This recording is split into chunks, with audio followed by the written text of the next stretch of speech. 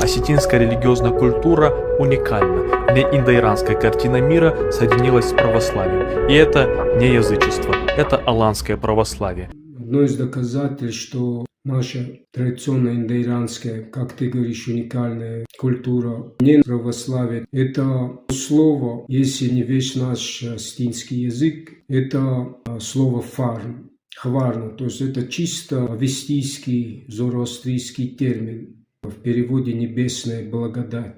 И ни православие, ни церковь не признают зороастризм, где главным символом был солнце и огонь. И христиане православные их и называют огнепоклонниками, язычниками. Другое доказательство, что осетинская традиционная религия не начинается с православия, это имя божества на нашем языке Хуцал. И это не библейский на ивритском языке Бог Элохим или арабский Аллах. Связан он именно с главным символом всех ариев – солнцем. От слова хор – цал, или хурсал, или хорицу.